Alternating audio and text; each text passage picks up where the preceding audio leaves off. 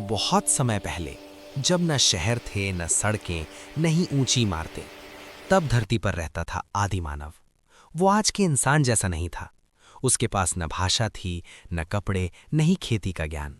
उसका जीवन जंगल, पहाड़, नदी और जानवरों के बीच बीतता था। प्रकृति ही उसका घर थी और वही उसकी सबसे बड़ी गुरु। आदि मानव का शरीर मजबूत था। वो पेड़ों की छाल से बना हल्का सा आवरण पहनता या कभी-कभी बिना किसी वस्त्र के ही रहता। ठंड, गर्मी, बारिश सब कुछ वो सहन कर लेता था। उसकी आंखें तेज थीं ताकि वो दूर से खतरे को पहचान सके। उसके कान हर छोटी आवाज पर चौकन्ने हो जाते थे, क्योंकि एक छोटी सी गलती उसकी जान ले सकती थी। उसका दिन सूरज उगने से पहले शुरू होता। जैसे ही आकाश में हल्की लालिमा फैलती, वो अपनी गुफा से बाहर निकलता। सबसे पहले वो आसपास देखता कि कहीं कोई जंगली जानवर तो नहीं। फिर वो खाने की तलाश में निकल पड़ता। शुरुआत में आदि मानव कच्चे फल, जड़ें, पत्तियां और मरे हुए जानवरों का मांस खाता था। शिकार करना उसे नहीं आता था, क्योंकि उसके पास हथियार नहीं थे। एक दिन जंगल में घूमते समय उसने देखा कि दो जानवर आपस में लड़ रहे हैं। लड़ाई के बाद एक जानवर मर गया। आदि मानव ने साहस करके पास जाकर उसका मांस खाया। यही उसके लिए प्रोटीन और ताकत का बड़ा स्रोत है। धीरे धीरे उसने समझा कि ताकत के लिए मांस जरूरी है। समय बीतता गया। एक दिन आकाश से बिजली गिरी और जंगल के एक हिस्से में आग लग गई। आदि मानव पहले तो डर गया, लेकिन जब आग बुझी तो उसने देखा कि जले हुए जानवर का मांस कच्चे मांस से ज्यादा नरम और स्वादिष्ट है। यही वो क्षण था जब आदि मानव ने आग का महत्व समझा। आग उसके जीवन की सबसे बड़ी खोज बन गई।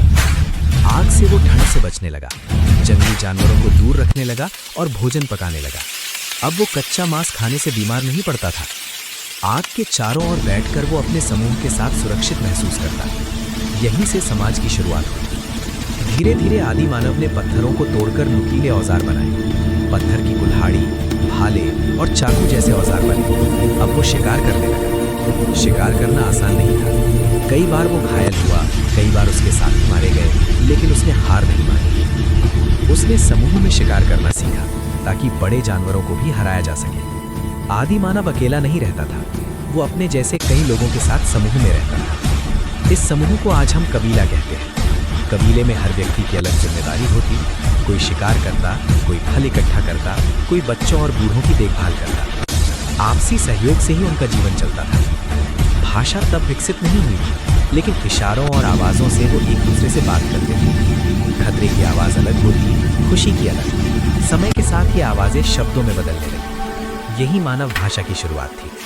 आदि मानव ने प्रकृति को बहुत करीब से देखा। उसने सूरज, चांद और तारों को ध्यान से समझा। उसे लगा कि ये सब कोई शक्ति चला रही है। वो बिजली, बारिश और भूकंप से डरता था।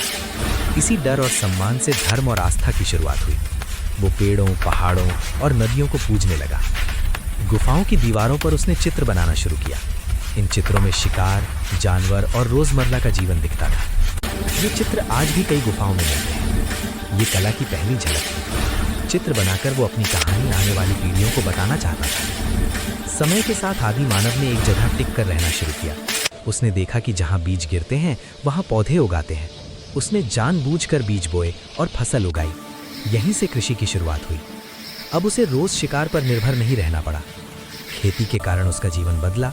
उसने झोपड़ियां बनाई, गांव बसाए और पशुओं को पालना शुरू किया। कुत्ता पहला पालतू जानवर बना, जो शिकार और सुरक्षा में मदद करता था। समाज धीरे धीरे संगठित होने लगा। आदि मानव का सफर संघर्षों से भरा था।